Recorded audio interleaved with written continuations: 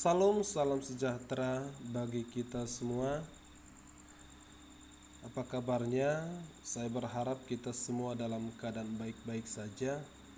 Nah, di kesempatan kali ini saya ingin membahas mengenai konsep penebusan yang dilakukan oleh Tuhan Yesus. Ketika kita mendengar konsep penebusan, kita sering berpikir bahwa Tuhan menebus dosa itu hanya sekedar Tuhan menjadi korban atas pelanggaran kita. Nah, kali ini saya akan menjelaskan pengertian penebusan dosa. Apakah yang dimaksud dengan penebusan dosa? Karena banyak orang yang salah dan keliru memahami pengertian Tuhan Yesus menebus dosa. Karena mereka beranggapan, masa sih saya yang berdosa, orang lain yang harus menanggungnya. Harusnya seseorang yang melakukan kesalahan, orang tersebut yang menerima risiko atas kesalahannya. Dan inilah yang sangat salah dipahami oleh orang-orang mengenai konsep penebusan dosa yang dilakukan oleh Tuhan Yesus. Konsep penebusan tidak sesederhana itu, tetapi konsep penebusan yang dilakukan oleh Tuhan tidak hanya menanggung kesalahan seseorang yang melakukan pelanggaran hari ini, tetapi pengertian Yesus menebus dosa adalah kita harus kembali kepada kejatuhan manusia dalam dosa. Nah, ketika Adam dan Hawa jatuh dalam dosa, mereka tidak pernah melakukan kesalahan membunuh, mencuri, menyakiti orang lain dan sebagainya. Kata dosa yang dipahami di sana adalah hamartiah, yang artinya melenceng dari rencana Allah, atau manusia tidak mengikuti rencana Tuhan. Maka manusia dengan Allah terpisah dan hubungannya menjadi rusak. Maka itu sebabnya keturunan Adam sejak mereka jatuh dalam dosa adalah keturunan yang tidak memiliki hubungan lagi dengan Tuhan.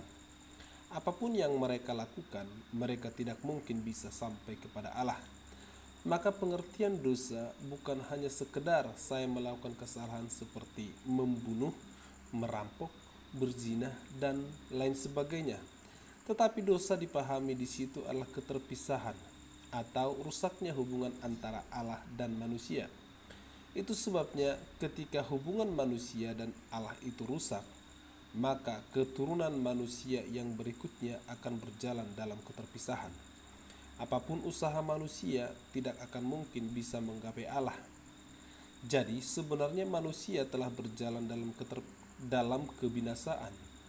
Tetapi karena begitu besar kasih Allah akan dunia ini, sehingga ia telah mengaruniakan anaknya yang tunggal, supaya setiap orang yang percaya kepadanya tidak binasa melainkan beroleh hidup yang kekal. Yohanes 3 ayat 16.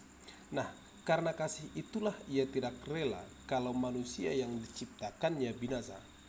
Itu sebabnya Yesus datang sebagai perantara antara Allah dan manusia. Dengan kata lain, pengorbanan Yesus di kayu salib telah memperbaiki hubungan Allah dengan manusia, sehingga manusia yang tadinya tidak memiliki hubungan dengan Allah atau hubungan yang sudah rusak, hubungan itu dipulihkan atau diperbaiki kembali. Maka ketika seseorang percaya kepada Yesus, maka ia adalah orang yang akan memperoleh jaminan keselamatan. Sebab hanya Yesuslah satu-satunya perantara antara Allah dan manusia. Jadi konsep dosa tidak hanya sebatas Yesus menebus kesalahan, tetapi lebih kepada memperbaiki hubungan antara Allah dan manusia melalui dirinya, sehingga manusia yang percaya dan beriman kepada Yesus akan sampai kepada Bapa. Itu sebabnya Yesus berkata di dalam Yohanes, "Akulah jalan, kebenaran dan hidup.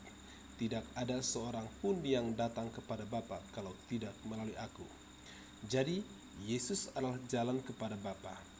Tanpa menerimanya, hubungan seorang tidak akan diperdamaikan dengan Allah. Maka berimanlah kepada Yesus agar Anda selamat. Amin. Terima kasih.